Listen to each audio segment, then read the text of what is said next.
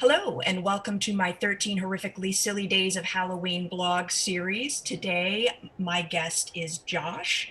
I'm going to let you say your own last name, Josh. You are an author of genre tales, and you do your own podcast series yourself. So please tell us more about you, including your full name. Okay, so let's just do this like I was doing my podcast. Yeah. Welcome, everyone, to this episode of Reagan's podcast. I am the guest, Joshua Pantalleresco. I write stuff in podcasts too. I write novels, poems, comics. I do columns. I'm a freelancer. I dabble in illustration. And I also am an award winning podcaster. My show, Just Joshing, is approaching its 600th episode. So, yeah, that's who I am. I currently live in Windsor, Ontario. I could be anywhere and any when tomorrow. You never know. Excellent. All right. So I would like you to tell me to start off with, tell me about your most recent book. Tell me all about it. So the last release I had was another one of those epic poem things. So it was my first one on my own. It was called Alice Zero. Mhm. So it's Alice in Wonderland is Greek mythology. Alice is Pandora, and she opens the box, and inside the box was a certain Cheshire companion who is now inside her head. She wakes up in an insane asylum where the playing cards are her jailers. And in the first story, she dreams of other worlds and other places, including a certain Gorgon knight, Medusa pre-Gorgon, right? And so this, the look on Reagan's face as I'm describing, it's like ooh, ah, it's like wonderful, right? Yeah. And this first story is about Alice discovering who she is. I'm currently working on the sequel. It's called Alice One, as in WON question mark. It's a game of croquet between her and Jason chasing the Queen of Hearts down the labyrinth in the underworld. It's gonna be fun. Ooh, very cool. That sounds great. So sorry, that's your most recent release? That is my most Alice Zero is my most recent. I got two books in the pipeline right now. I mentioned Alice One. The other one is called Lights Out. It's a homage to Ray Bradbury's Fahrenheit 451. What it is instead of doing prison, for 30 days you're completely cut off from technology for 30 days, and you have to do community service instead of going to jail. And Okay. in this story, in this world where everything is connected by the light, right? When you're cut from it, who are you when you're no longer a part of the whole? And that's what Guy Montag has to find out. It's about happiness in the human soul, and it's also about an evil dystopian empire, because you got to have an evil dystopian empire when you deal with the darkness, the light of the human soul. So Right, right. So all very genre, not necessarily horror, but touching on like dark dystopia, I feel like does definitely it, still it, touches on it's that. it's I would say dark fantasy would probably Mm. be the right spot for it. It's got some horror elements to it, but honestly, I looked at it like, especially when you look at what's going on today. I had a so I've always been fascinated by the Tower of Babel. The Tower Oh, of Babel is one of my favorite biblical stories, because the idea of like one language controlling one language, like language is thought, like something Orwell talks about a lot. And I realized that today, currently, right now, we kind of are in a Tower of Babel, but the Tower of Babel we have is literally a light bulb. We are talking right now, like you are literally 400, 500 kilometers away from my current location. mhm.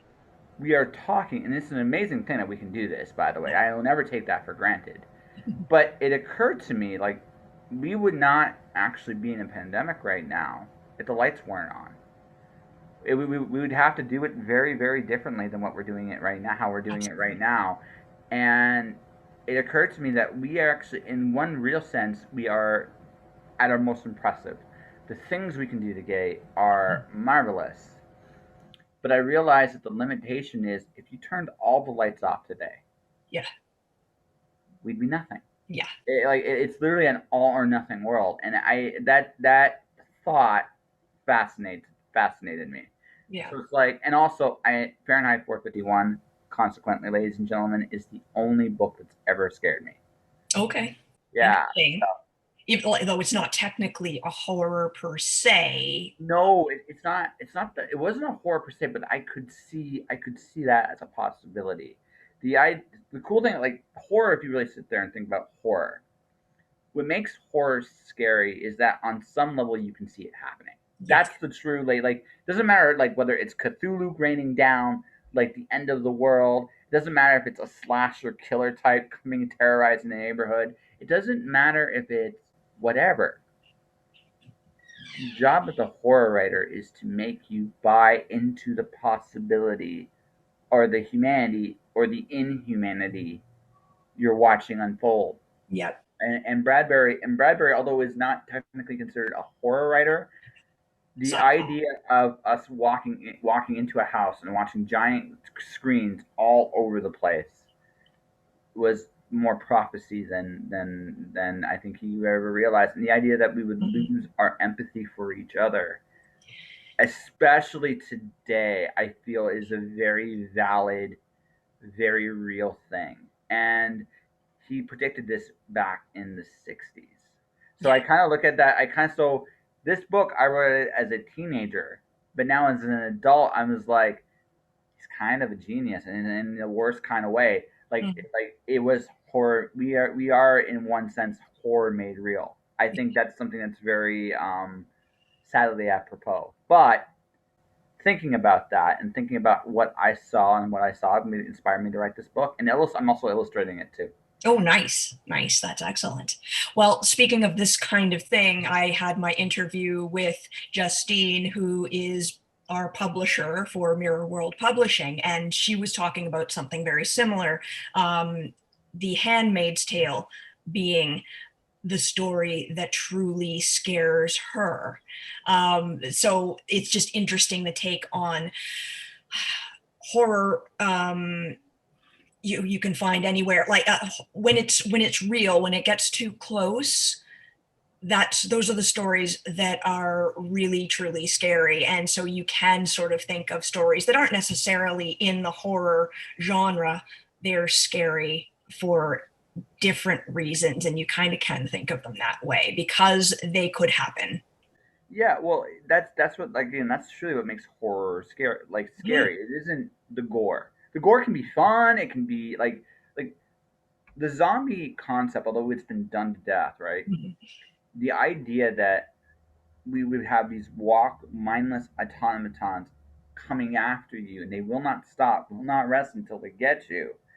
There's something kind of primordial about that, and it's something I actually did almost see a zombie apocalypse once. And I'll tell you this a little fun story. I was living in Calgary, Alberta at the time. Okay. I was doing some I was in a bizarre situation for my day job, so I ended up doing some extra work for a week. And one day it got canceled, and Okay. it was interesting because the C train malfunctioned. So this bus, I felt sorry for the bus driver. He literally was swarmed by all these business people. Like, and I'm not kidding. It was almost like a zombie apocalypse on that bus. They all crashed into. They actually moved the bus. Oh, I'm not kidding. Like that is desperation to get to work on time Oh, drove these people to terrorize this driver as they all tried to get on that bus once the train was completely conked out and out of it. Like it was something, and it literally happened right in front of me. So when I like, to me, that's the scary thing about a zombie apocalypse is that dog eat dog, like survival of the fittest, that moment of it's literally every man for themselves, and yet somehow some way it functions as kind of like this broken organism that you're literally watching unfold. That I've literally seen that. So it's like, is it possible for like? Do I actually think a zombie apocalypse is actually possible? Maybe not in the way we imagined it, but yes, I do. well, it's not, and it's also, not a huge leap. If you wanted to take that story, tweak it a little, and turn it into a zombie movie, it would have a not so subtle social message for everybody as Oh well, yeah, which they always do. I mean that's the like I said the best stories. It doesn't matter I think what genre it is. The best stories have you can see them on some level being real. It doesn't mean Mhm. like the caveat. The caveats can be whatever the caveats are, but the human connection of the moment I can see this, I could imagine this experience, I could go through this in some form or fashion. That is what makes a story great. Yeah, absolutely agree. All right. Well, I am going to turn back to the questions. Um, just asked you about your most recent book. What are and who are some of your influences as an author? Now, clearly, Ray Bradbury is obviously one. Yeah, go on. Yeah, so my love of science fiction actually. So my actually first Bradbury book was The Martian Chronicles. I still remember this. London, Ontario, City Lights bookstore. If you've ever been there, you know how awesome that place is. Mm, You're right. Yeah. And I remember, so there's two books that I got picked up. The first one was The Martian Chronicles, an old school sci-fi cover, a beautiful thing. I still remember some of the stories in there. Ray Bradbury had this really wonderful ability of he could show the depths, like he could horrify you, yeah. or he could just fascinate you with all the wonders of the world. I love Ray Bradbury writing pure joy is one of the best like kinds of writing you'll ever read. He does it so effortlessly. Like even in his later years, when I consider anything he did kind of after White Whale, after his Moby Dick novel, he kind of repeated himself a little bit, and there is something to be said about the original voice. But damn it, like he still like the things he cared about in his 80s, he cared about in his 20s, and I really dug like passion, the magic, the joy. So I loved that about Bradbury. I loved Asimov. Like Asimov is like again for all his faults as a human being, the cool thing about him is he could literally write about anything. I still write. I still like most people know him as a science fiction author, but he wrote like legitimately science, mystery, archaeology. Like he did, like he has over 400 books to his name, Wow. which is just that's a freakishly large number, Yeah. and a lot of them are science fiction. Like a lot of them are a lot of other things, but he was so good at writing just these neat little essays, and anyone could understand where he was coming from. Whether you agreed or didn't agree, this is irrelevant. You heard his case and you understood it. So he was like a master. And the other one is Robert Jordan. I love Me the Oh, Wheel yeah. of Time. I love Me the Wheel of Time. Um, the Wheel of Time is was my Lord of the Rings. Mm, I read that before I read Lord of the Rings. It right. actually kind of ruined Lord of the Rings for me because as much as you have to give Tolkien his due. Without Tolkien, like Wheel of Time would not be possible. But once you read something as complex as the Wheel of Time, Mm, going back to Lord of the Rings was very, very, very difficult to the yeah. point where it was like I love The Hobbit. I think The Hobbit's amazing, Yeah. but Lord of the Rings, I just can't do it. I just can't. So How far have you got with Lord of the Rings? I made it to the end of book two. I made it to the end. Oh, okay, interesting. Because it's usually the end of people, well, middle or near the end of book one that gets people, and usually the advice is you must get past book one and then you're fine. But No, it was just to me. I think what it was is just Matt, Perrin, and Rand were so incredibly well developed as characters that I had by the time I had gotten to Lord of the Rings, I'd read all the first at that time the first 7 books of the Wheel of Time when they yeah, were out, right? So I had read 7 of those, and then I would go all the way back to the Lord of the Rings, and Lord of the Rings was just in one way it was simpler, mhm, another way it was just such a weaving, wobbly tale. Like, it didn't have the narration of the Lord of the Rings is very um, roundabout. We'll just say, for lack of a yeah, better word. Tolkien takes a Yeah. So meandering path. I found myself struggling. Struggling with like there were parts of the book that I still really enjoyed. I enjoyed Saruman's defeat. I enjoyed that an awful lot. I thought that was a really like Gandalf beating him the way he did was really, really, really appropriate. But yeah, it just I read the real time. Like I honestly think I would have enjoyed Lord of the Rings a lot more had I read that first and Yeah, not different the sort Wheel of of Time. problem. Yeah, Yeah, you're right. Not the Wheel of Time. Consequently, I'm sure anyone that's getting into Brandon Sanderson today would have a hard time reading Robert Jordan because although Jordan is complex, Sanderson might be the best world builder I've ever read. Like in terms Wow. of concepts and systems, and oh, he's an amazing world builder. Cool. And anyone going back into into that style of fantasy, you'd be hard pressed to match Sanderson in terms of depth of meta story and world building. It's just incredible. So Wow. Cool. Cool. yeah, Very cool. Now, okay, so why is genre writing and also reading important to you? Why genre. is it your thing? Well, I'm going to say like in general because I write a little bit of everything. Yeah. But ultimately for me, I love science fiction. It's like science fiction and fantasy are what I really enjoy writing, and I Mhm. enjoy the wonder and discovery of those particular genres very well. Um, Science fiction at its best is a what if, the ultimate what if. Well, what if this happens? What if this problem occurs and creates tension in the world? What would be the solution to that problem? And sometimes the best science fiction stories, sometimes you have two really good solutions, sometimes you have two good bad solutions, sometimes you have a good solution and a couple bad solutions, and there's a thought process of critical thinking like just brought about to figure out these problems. Mm. The thing about science fiction, though, I think where science fiction is kind of needs to reinvent itself a little bit is in terms of character voice and development. There's not a lot of great fantasy's a lot more intricate in that, like in terms of there's a much bigger. You read a fantasy series, you have the world, Yeah. whatever that world is. But what makes the fantasy stories really click are the characters in those stories. And I think fantasy does a better job making you care about characters more than most science fiction stories do. Not all. There's No, some but major science fiction exceptions out there. yeah. But I think modern science fiction um, almost I feel like needs to take a step back into the old school ethical moral dilemmas of the world, the critical thinking stuff, See what but you at mean. the Yeah. same time have like modern characters and sensibilities. And so Fondly does that really well. Scalzi does that somewhat well. Robert Sawyer does that well, Mhm.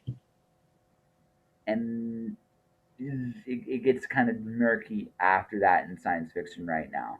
Okay. Um, when there, I mean, there's some cool sci-fi concept writers like Charles Stross is still really good, but something like there's not like I almost feel like science fiction has to ironically needs to rediscover its voice at least on a large stage. There's a Mhm. lot of cool small stuff that's still going on.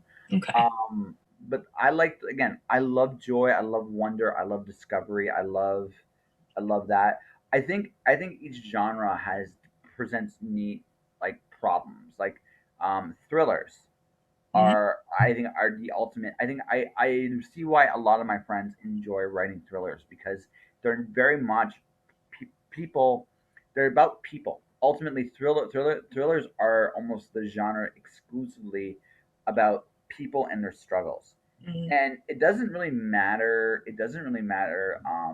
You can hate a concept, but people are always fascinating, and that's the thing about when you look at say thrillers, is they almost have like the science fiction mystery structure, like there's a Yes. structure to it, Mhm. but at the same time it's made or broken almost completely by character.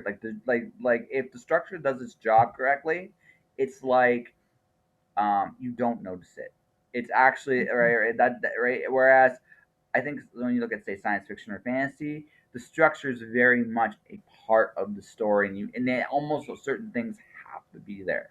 Yeah. Um, Mystery is almost like a game, Mhm. right? Figuring out who, what, when, where, how, why, Yes. and creating a puzzle that's intriguing enough for a reader to want to solve. Even if they solve it early, figuring out how your characters solve it is always interesting. Yes. And horror is although it isn't. It's funny because I think horror is the one that's gone the most literary, ironically enough, because there's almost in some places it's not. There's not a horror genre traditionally in some spots anymore. But that'll say if you look at someone like Stephen King, who's notorious for horror, he writes excellent literary fiction as well. Like he's Yes. an amazing crafter. Yeah. Um, Speculative fiction to like it when oh you yeah, not horror, yeah, per se. I mean, there might be a horrific element in there, but it's still he does plenty of other genres basically, and like you say, literary things as yeah. well. No, I've said this on my podcast. He's probably the best writer of our time. And I'm not like when he's on his game. When he's on his game, there's nobody better, and that's the absolute honest truth. Cool. Some people might hate like when he's off his game. Sometimes it's like you can tell. It's like you tried. You reached a little hard on that one. Like for me, the book for me is The Stand. Yeah, I love the love the beginning. stand. I love the first 100, 200 pages of The Stand are amazing. The last part of the book is incredible. Yeah, Middle, I think got lost. little I tough. I, I would if he's on my get like also obviously he's on my big list of people I want to interview for the podcast at some point. I'm Hmm. gonna ask him about The Stand because I'm gonna ask, did you get lost? Because honestly, it almost felt like, and not like it is an insult, just like, No. but like because it felt like there came a point in that story where he just did not know where to go next, and Right. and you can tell that. Whereas my favorite stuff of his is the Dark Tower. I love his Dark Yes. Tower novels, and Yeah. they Wizard and Glass for my money is the best thing he's ever written. Okay. That's my opinion. Um, Hmm. it's the best novel he's ever written. It made me cry. The book seven made me cry too, but book four is that's when you learned who Roland really was, and it was such a beautiful story. I really, really, really like it. But again, so we're going all through this like wonderful rambling road here. Um, Genres are great because they tell us they have these neat little formula that you can tell a story in. Hmm. And while I feel like horror is almost non-existent or it's been merged with a lot of other things now, Yeah, there's lots of it, subcategories for it yeah, and uh, cross genre. yeah, or even like another genre a lot of people don't really like talking about is romance. But honest to God, that takes an incredible amount of skill to write. Of course, yeah. Yeah, you're right. It really, really does. I Yeah. have interviewed a lot of romance writers, and honest to God, I can't make a sock that sexy. And I'm being very, very like you're laughing, but so. But I mean, it's the ultimate fantasy genre if you really sit there and think about that. Hmm. And it takes a certain degree of skill, and there's a lot of talented men and women primarily, but men too that Yep. write and read this stuff. Hmm. And it's like, yeah, like it doesn't get the respect it deserves. And honestly, romance, if we're talking strictly genre, romance is the king or queen, depending on how your perspective is on that, of all the genres. So I mean, And there's got to be an element of it in within most stories anyway. I mean, yeah, usually somewhere along the line, even if the story isn't considered a romance, there's romance. It's just important. It's an yeah. important like, I mean, Wizard and Glass, the book I mentioned, yes, romance. It's Roland's. It's about Roland's first love. yes, That's why it's such a exactly. beautiful story because you Hmm. could really feel that with him. So, Yeah. but yeah, genres are like formulas that the formula that teach you how to write. And honestly, you can find great stories. I truthfully, no matter whether it's literary or genre, you can find great stories in anything. Hmm. But I find like I think genre is great because it teaches it gives aspiring writers a place to learn how to really really work on their craft, but Hmm. it's nice when you go read a book you kind of have a bit of an idea what you're already going to expect without actually like there's almost like a familiarity with it, and that's the other really cool thing about it. Right. Cool.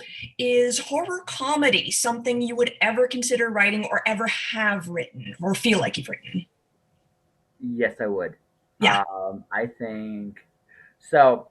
I love Terry Pratchett, Yes. Yes. and one of my favorite characters of all time is Death. Okay. Death makes me laugh. He made me cry once. We'll get to that at the end, right? Right. But Death was so like when you first met Death. I've actually read Color Magic, like the first. Rincewind is literally the worst character in Discworld. I'm not gonna lie. Right? He's the worst. Granny Weatherwax or the City Watch are fantastic, but Death is in every book in some way or another. He's in every book, and I love like my first appearance was he's waiting for Rincewind. It's like, come on down. I'm right here. And Rincewind like, no. I don't want it. And it was, I laughed because I never thought of death like that until I read Project. Right. And like horror, like Halloween. If you really sit there, like I know we're going to talk about Halloween a little bit more in depth. But Yes. Halloween is if you really sit there and think about it, it's the fun of horror. Why wouldn't you have fun? Horror it can be oh, okay, I don't know. Do you like metal? I'm just curious if you like metal or not. Some, Okay, I have a so mix of music likes, but yeah. yeah, okay. So one of my favorite, like, I go to this bar in Calgary, and this band, the dude is playing metal with like no shoes on. He's got barefoot. He's on the stage. He's got this wild. Like, he's having a great time playing, and it's just wild, preposterous. It's great. Horror can be so much fun. It Yes. can be it can be campy. A little look, Jason like no Freddy. Freddy became was this big scary bad guy in the first few Nightmares on Elm Street. But towards the end, he was in on his own joke, Oh and yeah. it was fun. Mhm. Robert Englund is a great actor, by the way, but still, like one of those things where you just look at it and go, you can have you can take it very very seriously, and you can tell some like again horror at its like absolute best. It can happen. Yes. The horror at its most fun is let's just all have a good time, Yeah. and that's great fun in its own right. And would I write something along those lines? Absolutely. Listen, one of my characters in my novel I released last year is a Hmm. unicorn that farts rainbows and literally talks advertisements out of its butt. I definitely could come up with ways to make horror work. No problem. Cool. Well, yeah, I and that is why, I mean, it's obvious to tie in horror with Halloween, but tying in horror comedy with Halloween, I feel it dovetails even better because, as you said, Halloween's about having fun, and so is horror. And when you go in that horror comic direction, that's really what it's all about too, and which is why they pair so naturally, maybe even better than just regular or serious horror sometimes. Hmm. Yeah. Do I agree with that? Let me think about that. Let me think about that. I just love horror comedy. So what can I say? I'm biased. Well, I'm going to say no, but not for the reason you think. Okay. Here's why I'm going to say no. Okay. Comedy is hard. Sorry?